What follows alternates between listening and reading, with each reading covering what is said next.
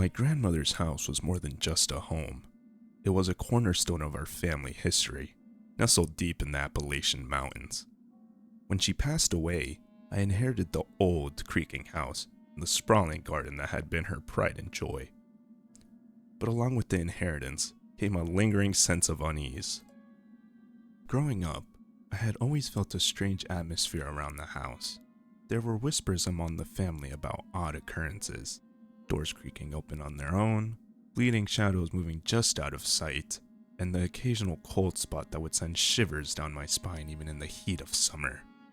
My grandmother would brush off these events, attributing them to the house's old age and the wind that howled through the mountains, but I couldn't shake the feeling that something more sinister was at play. Despite my reservations, I decided to move into the house. It felt like the right thing to do, to keep my grandmother's legacy alive. On my first night, the familiar creaks and groans of the house seemed louder, more pronounced. The wind whispered through the trees, sounding almost like a chorus of distant voices. Determined to push through my fears, I began to tackle the overgrown garden the next morning. My grandmother had always kept it in pristine condition, but in the years since her passing, it had fallen into disrepair. The plants were wild, tangled with weeds, and the once clear paths were now hidden beneath a thick layer of leaves and debris. As I dug into the soil, something hard and unyielding struck my spade. Curious, I knelt down and began to clear away the dirt with my hands. What I unearthed made my blood run cold. A bone, but not one that looked familiar. It was twisted, almost malformed, like something out of a nightmare. It was too long to be human, yet too solid to be from any animal I knew. I unearthed more bones, each more grotesque than the last. They were all tangled together, as if whatever they had belonged to had died in agony. Some of the bones were fused in ways that defied biology, almost as if they had been shaped by some dark, malevolent force.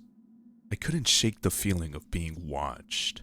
The trees around the garden seemed to close in, their shadows stretching towards me like skeletal fingers. The air grew colder, and a chill ran down my spine as I heard the faintest whispering on the wind. It sounded like my name.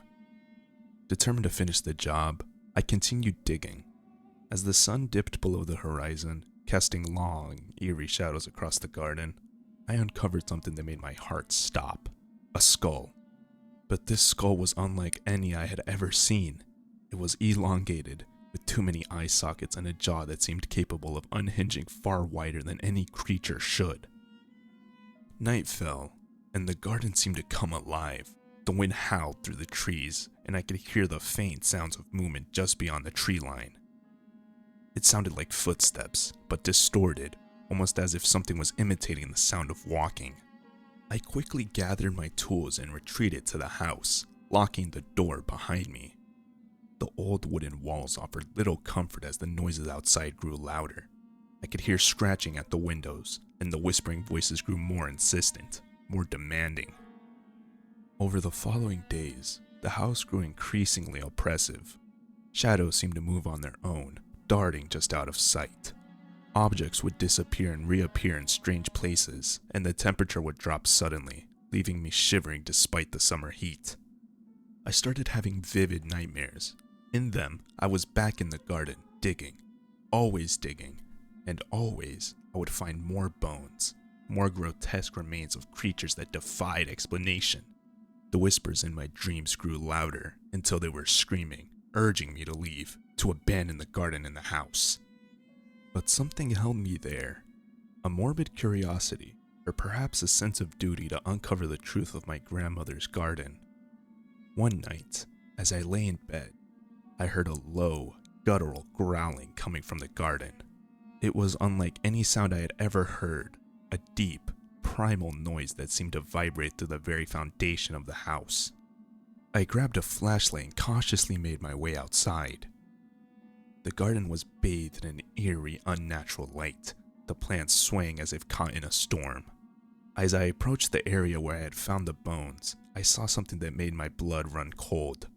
Figures, tall and gaunt, with elongated limbs and too many eyes, moving through the trees. They didn't walk, they glided. their movements unnaturally smooth.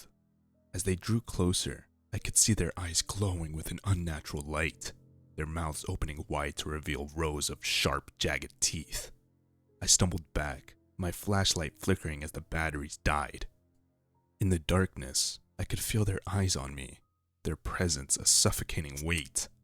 The whispers returned, louder now, almost deafening. They spoke of ancient curses, of rituals performed long ago to bind these creatures to the land, to protect something far more sinister buried beneath the garden. The haunting continued. Every night, the figures drew closer, their whispers growing louder. The garden seemed to pulse with malevolent energy, and I could feel the presence of the creatures pressing against the walls of the house.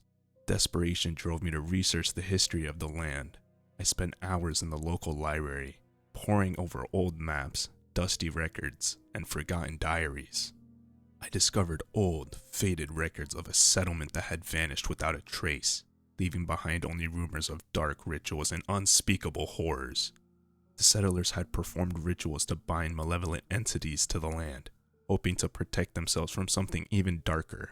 My grandmother had been one of the last descendants of that settlement, and it seemed she had been tasked with guarding whatever lay beneath the garden. Another night, I forgot to close the blinds after sunset. I was jolted awake by a tapping at the window. Peering out, I saw a shadowy figure standing just beyond the glass, its too many eyes glowing in the dark. I quickly shut the blinds, but the tapping continued, a reminder of my carelessness. I knew then that I could not abandon my grandmother's house. I couldn't leave these horrors to roam free. I decided to take on my grandmother's role as guardian, protecting the house and the garden from whatever dark forces lay beneath. I learned the old rituals, the chants that kept the creatures at bay. The house became a fortress, the garden a battleground. To this day, the garden remains a place of dark secrets, and the house stands as a barrier against the malevolent forces that seek to escape. I keep watch, just as my grandmother did, guarding the bones beneath the garden and ensuring that the horrors they represent remain buried. The whispers of the creatures are a constant reminder of the dark legacy I must uphold. And sometimes, in the dead of night, as I walk the creaking floors of the house, I can still hear the whispers, calling my name, the echoes of an ancient curse that I am bound to keep at bay. I'm not sure if I can stay here forever, but I think I'm stuck here for now. Thanks for listening. If you want me to read one of your stories, leave a comment down below, and I'll see what I can do.